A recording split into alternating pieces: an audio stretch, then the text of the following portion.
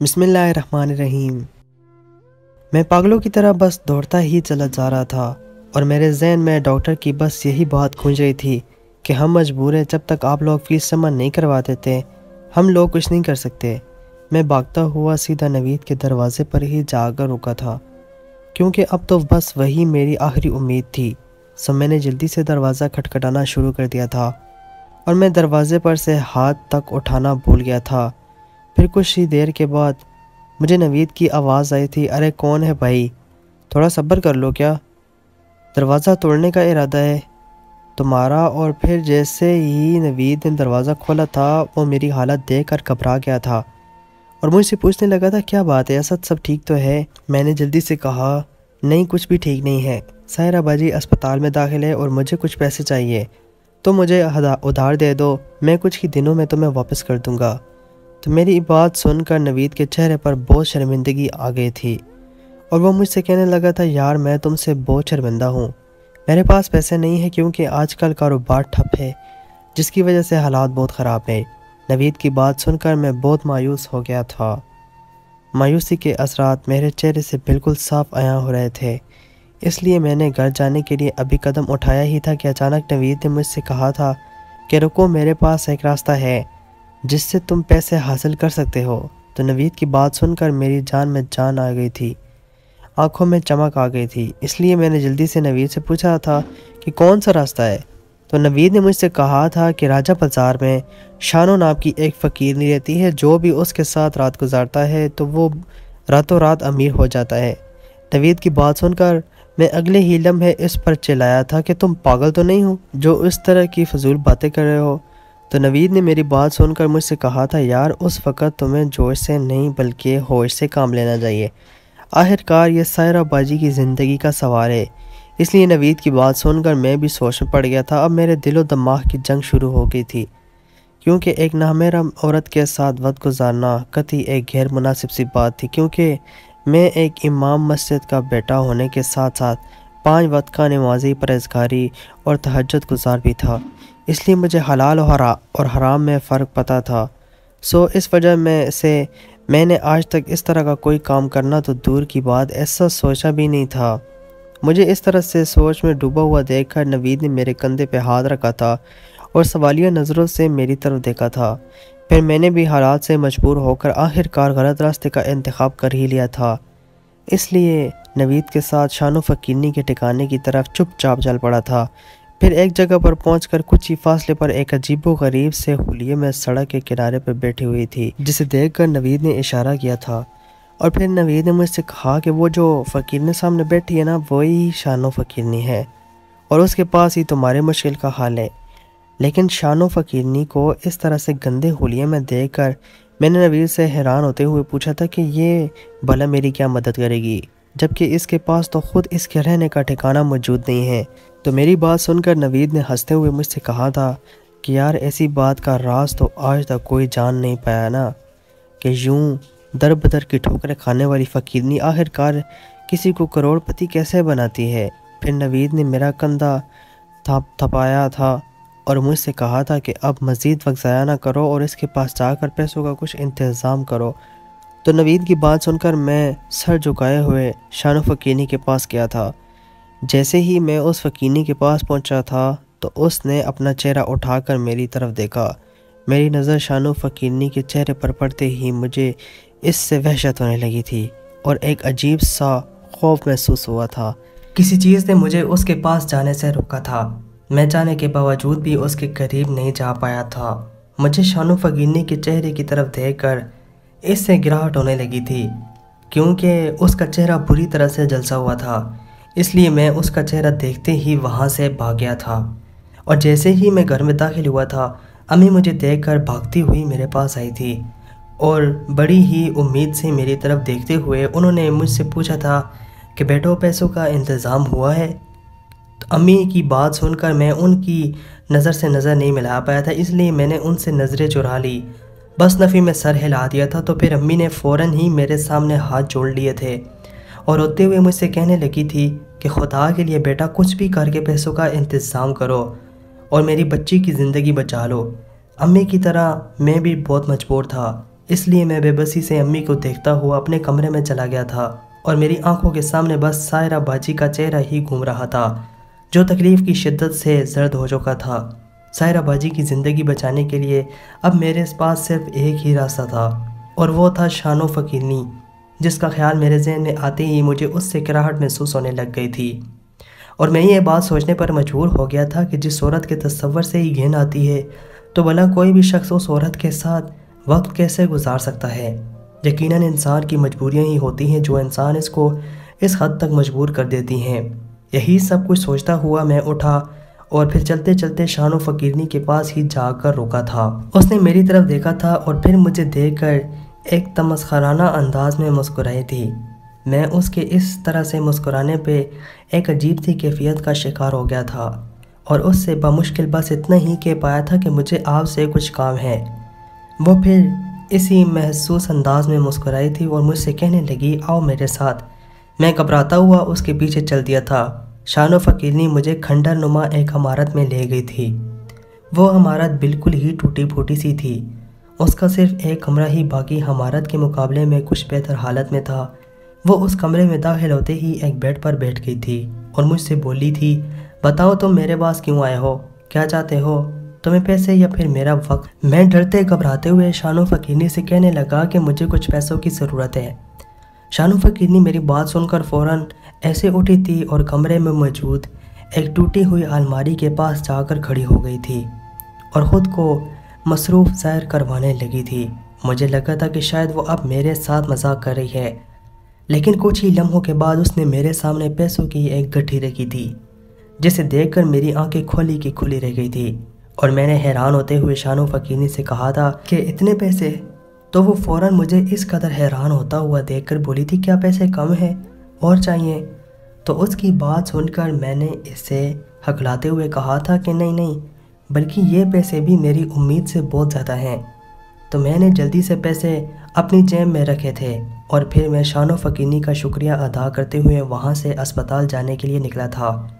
لیکن جو ہی میں شانو فقیرنی کے اس کھنڈر نما مکان سے نکلا تھا تو اسی وقت مجھے ابو کی کال آ گئی تھی اور پھر میں نے ابو کی کال اٹھاتے ہی خوشی کے مارے ان سے کہا تھا کہ آپ پریشان نہ ہو، پیسوں کا انتظام ہو گیا ہے اور میں بس تھوڑی ہی دیر میں آپ کے پاس پیسے لے کر آتا ہوں۔ تو میری بات سن کر ابو مجھ سے کہنے لگے تھے کہ بیٹا سائرہ کا آپریشن ہو گیا ہے اور اب اس کی جان خطرے سے باہر ہے۔ میں نے تمہیں بس یہی بتانے کے لیے کال کی تھی، ہمیں اب فیس صبح جمع کروانی ہوگی، اس لیے تمہیں صبح ہی پیسے لے کر اسپتال آ جانا ہوگا۔ تو ابو کی بات سن کر میں نے خدا کا شکر ادا کیا تھا اور ابو سے پوچھا تھا کہ آخر ڈاکٹر کیسے مان گئے تھے؟ جبکہ وہ تو فیس جمع کروائے بغیر سائرہ باجی کا چیک اپ کرنے کو بھی تیار نہیں تھے۔ تو ابو نے بتایا کہ اچانک سائرہ کی طبیعت بہت خراب ہو گئی تھی اور کوئی بھی ڈاکٹر میری محنت سماجت کرنے کے باوجود بھی سائرہ کا ٹریٹمنٹ کرنے کو راضی نہیں ہو رہا تھا۔ اس لیے میں بیٹھ کر اپنی بے بسی رو رہا تھا کہ اچانک ایک نوجوان ڈاکٹر میرے پاس آ کر رکا تھا اور پھر مجھے غور کے ساتھ دیکھنے لگا تھا۔ مجھے ایسا لگا تھا جیسے وہ مجھے پہچاننے کی کوشش کر رہا ہو۔ پھر تھوڑی ہی دیر کے بعد مجھے یوں روتا ہوا دیکھ کر مجھ سے کہنے لگا تھا کہ استاد جی آپ یہاں پر بیٹھے رو کیوں رہے ہیں؟ تو میں نے سر اٹھا کر اس کی طرف دیکھا تھا، لیکن میں اس انجان چہرے کو پہچان نہیں پایا تھا، لیکن پھر بھی میں نے اسے اپنی ساری درد بھری کہانی سنائی تھی اور اس سے پوچھا تھا کہ بیٹا آخر تم مجھے استاد جی کیوں کہہ رہے ہو؟ کیا تم مجھے جانتے ہو؟ تو اس ڈاکٹر نے مجھے بتایا تھا کہ جی بالکل میں آپ کو جانتا ہوں، میں نے قرآن پاک آپ سے ہی پڑھا تھا اور ویسے بھی آپ کی نیک نیتی سے تو پورا راجہ بازار ہی واقف ہے۔ پھر اس ڈاکٹر نے مجھے تسلی دیتے ہوئے کہا کہ آپ پریشان نہ ہو، میں اپنے سٹاف سے کہہ کر آپ کی بیٹی کا چیک اپ کروا دیتا ہوں اور ان سے یہ بھی کہہ دوں گا کہ ان کا ٹریٹمنٹ فوراً سے شروع کر دیں، خیر باقی پیسوں کا انتظام آپ صبح کر دینا۔ یہ سارا قصہ سنا کر ابو نے اس ڈاکٹر کو بہت دعائیں دی تھی اور پھر مجھ سے کہنے لگے تھے کہ دیکھ لو بیٹا اچھے لوگ ابھی بھی اس دنیا میں باقی ہیں، خدا نے اس ڈاکٹر کو میرے پاس ایک فرشتہ بنا کر بھیجا تھا۔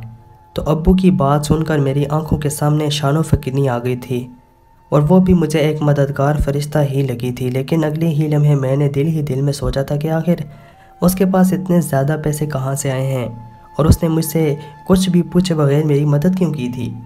اور ویسے بھی بھیک مانگنے سے تو انسان کے پاس اتنے پیسے نہیں آتے جتنے پیسے شان و فقیرنی کے واسطے، اور پھر میں نے یہ بات بھی ٹھان لی تھی کہ میں شان و فقیرنی کے اس راز کے بارے میں جان کر ہی رہوں گا کہ آخر وہ کس طرح لوگوں کو کروڑ پتی بنا دیتی ہے، اور یہ سب کچھ کر کے اس سے کیا فائدہ ہوتا ہے۔ اس لیے میں شان و فقیرنی کے پاس دوبارہ گیا تھا، اور شان و فقیرنی نے مجھ سے پوچھا کہ تمہارا کام ہو گیا ہے، اب تم دوبارہ میرے پاس کیوں آئے ہو، کیا اور پیسوں کی ضرورت ہے تمہیں؟ تو میں نے شان و فقیرنی کی بات سن کر اس سے شرمندہ ہو گیا تھا، اور اس سے کہنے لگا تھا کہ مجھے پیسے نہیں چاہیے، بلکہ یہاں دوبارہ تمہاری کہانی سننے آیا ہوں۔ پھر میں نے اس سے ہمدردی کرتے ہوئے پوچھا تھا کہ تمہارے چہرے کو کیا ہوا ہے، تمہارے ساتھ اتنا بڑا ظلم آخر کس نے کیا ہے، اور تمہارے پاس اتنے پیسے کہاں سے آئے ہیں؟ تو میری بات سن کر شان و فقیرنی کی آنکھوں میں آنسو آ گئے تھے۔ اس کی آنکھوں میں آنسو دیکھ کر میں نے اس سے کہا تھا کہ اگر تمہیں میری بات بری لگی ہے تو میں تم سے معافی چاہتا ہوں، میرا مقصد تمہیں بالکل بھی ہرٹ کرنا نہیں تھا۔ شان و فقیرنی مجھ سے کہنے لگی کہ نہیں، مجھے تمہاری باتیں سن کر دکھ نہیں ہوا، بلکہ میری آنکھوں میں آنسو اس لیے آئے ہیں کیونکہ آج اتنے سالوں کے بعد کسی نے مجھ سے میرے بارے میں پوچھا تھا، اس لیے مجھے اچھا لگا ہے۔ تو پھر شان و فقیرنی کی بات سن کر میں بھی کچھ حد تک پرسکون ہو گیا تھا۔ پھر شان و فقیرنی نے مجھ سے کہا تھا کہ میں نے بہت سے لوگوں کی مدد کی ہے، پر میں نے آج تک کسی کی آنکھوں میں اپنے لیے ہمدردی نہیں دیکھی تھی، بلکہ مجھے تو لوگ ہمیشہ ہی حقارت اور نفرت بھری نظروں کے ساتھ ہی دیکھتے تھے، جبکہ اس سب میں تو میرا کوئی قصور ہی نہیں ہے۔ البتہ سب لوگ ہی مجھ سے اپنا مطلب نکالتے ہیں، اور پھر اپنا مطلب پورا ہو جانے کے بعد آج تک کسی نے پلٹ کر بھی مجھے نہیں دیکھا تھا، بلکہ اپنا مقصد پورا ہو جانے کے بعد وہ لوگ چلتے بنتے تھے۔ مجھے اچھا لگا ہے کہ تم نے میرے بارے میں سوچا ہے، تو میں تمہیں بتاتی ہوں کہ میں خاندانی فقیرنی نہیں ہوں، بلکہ میرا تعلق ایک امیر گھرانے سے ہے۔ میرے دادا ایک گاؤں میں رہتے تھے، اور وہ گاؤں کے جاگیردار تھے، اور ان کی اپنی بہت سی زمینیں تھیں۔ میرے دادا جی کے 2 ہی بیٹے تھے، ایک میرے ابو اور دوسرے میرے چاچا جی۔ میرے دادا کے گھر میں کسی بھی چیز کی کوئی کمی نہیں تھی، اور ان کے کام کرنے کے لیے بھی بہت سے نوکر موجود تھے۔ دادا جی کی وفات کے بعد میرے ابو کام کے سلسلے میں شہر آ گئے تھے، اور پھر انہوں نے یہاں آ کر اپنا کاروبار بھی شروع کر لیا تھا۔ شہر میں آ کر ابو کو بہت زیادہ منافع ہوا تھا، اور ان کا کاروبار بھی ہفتوں میں ہی پھیل گیا تھا۔ پھر ابو نے مجھے اور امی کو بھی گاؤں سے شہر میں ہی بلا لیا تھا، کیونکہ میں اپنے ماں باپ کی اکلوتی اولاد تھی، اس لیے میرے والدین مجھے بہت پیار کرتے تھے اور میرے بڑے لاڈ اٹھاتے تھے۔ جب میں 5 سال کی ہوئی تو پھر ابو نے میرا داخلہ ایک بہت ہی اچھے اسکول میں کروا دیا تھا۔ اب یہاں پر بھی ہماری لاکھوں کی پراپرٹی بن چکی تھی، کیونکہ میرے ابو صاف دل کے مالک تھے، اس لیے خدا نے انہیں زندگی کے ہر قدم پر کامیابی ہی عطا کی تھی۔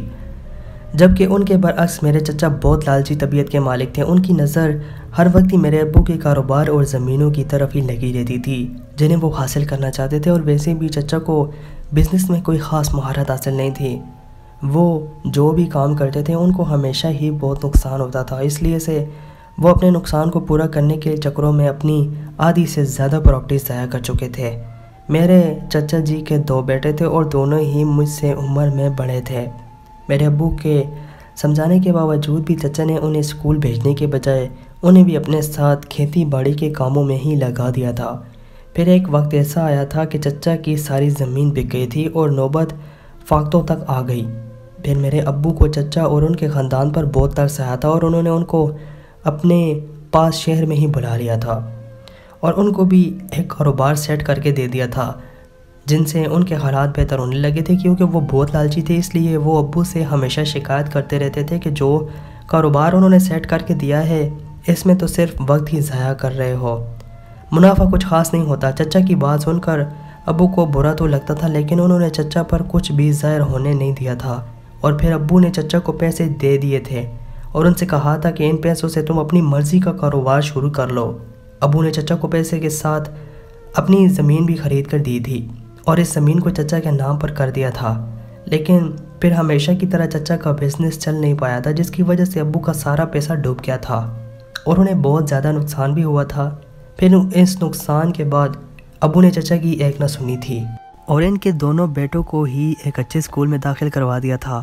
پھر ابو نے چچا سے کہا تھا کہ اب کچھ عرصہ کے لیے تم میرے ساتھ کام کرو اور مجھے دیکھو کہ میں کس طرح سے کاروبار چلاتا ہوں، اس طرح میرے ساتھ کام کرنے سے تمہیں پتہ چل جائے گا کہ کاروبار کس طرح سے چلاتے ہیں اور تمہیں کاروبار کے بارے میں بنیادی معلومات بھی حاصل ہو جائے گی۔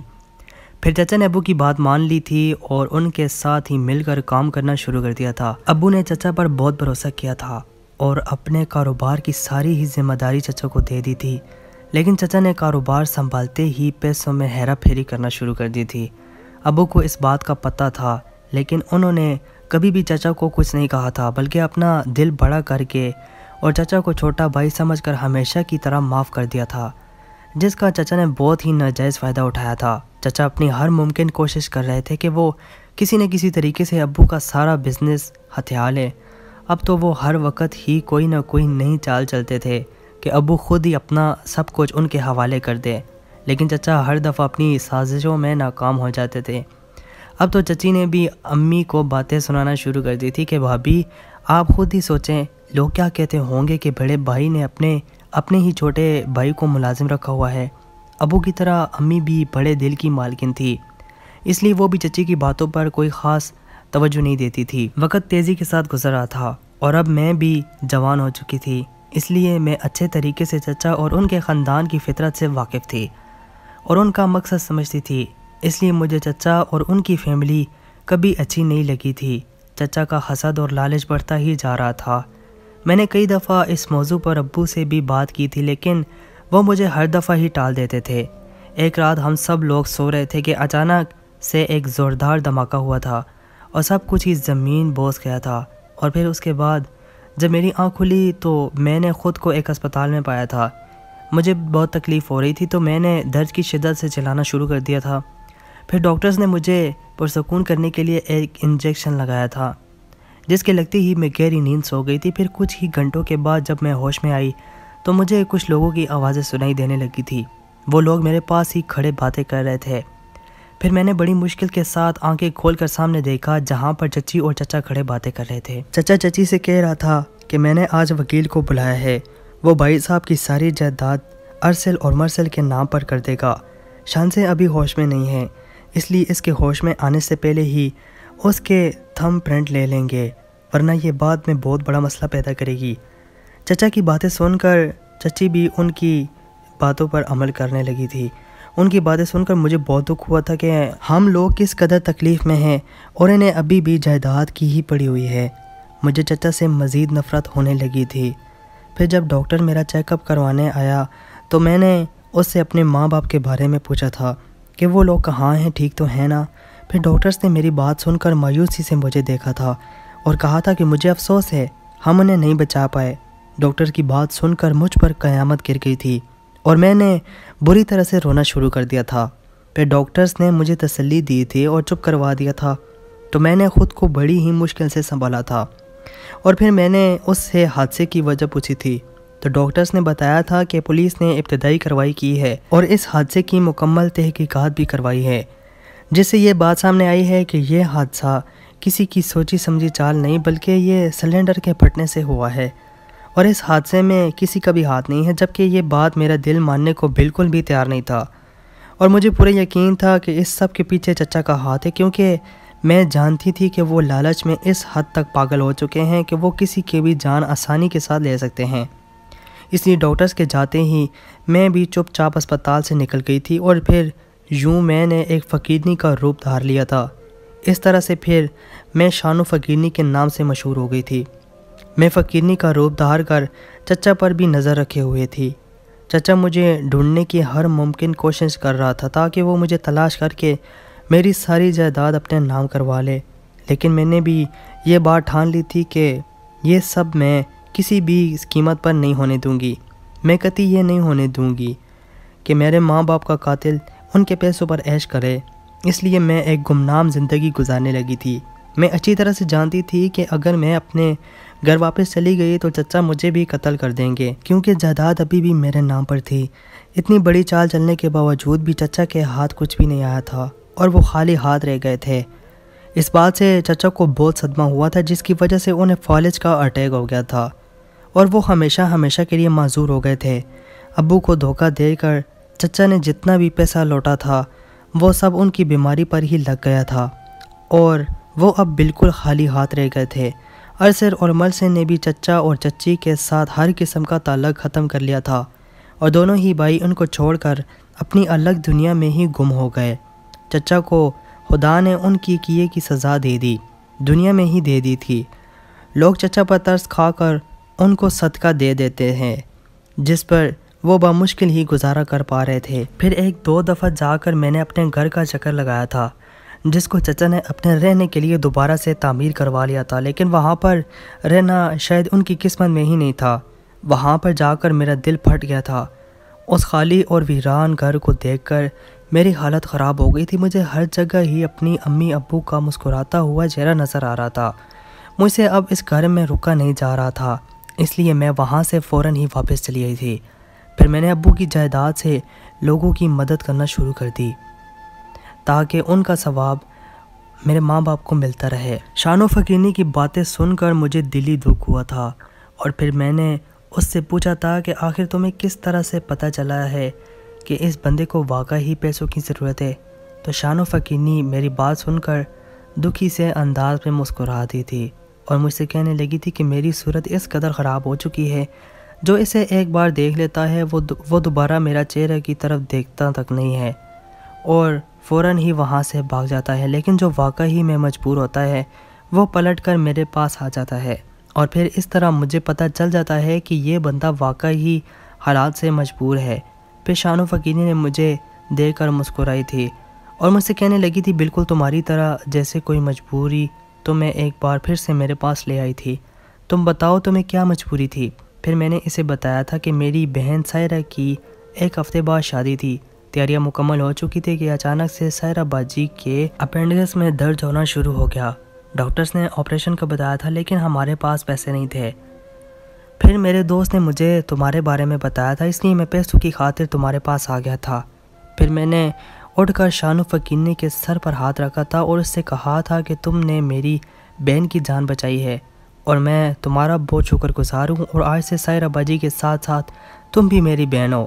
پھر میں نے ڈاکٹر سے مشورہ کر کے شان و فقیرنی کے چہرے کی سرجری کروا دی تھی، اور پھر ہم نے مل کر ایک NGO کھول لی تھی، اور کچھ ہی عرصے کے بعد میں نے ایک اچھی جگہ شانو کی شادی بھی کروا دی تھی، اور اب میری دونوں ہی بہنیں اپنے گھروں میں خوشحال زندگی گزار رہی ہیں۔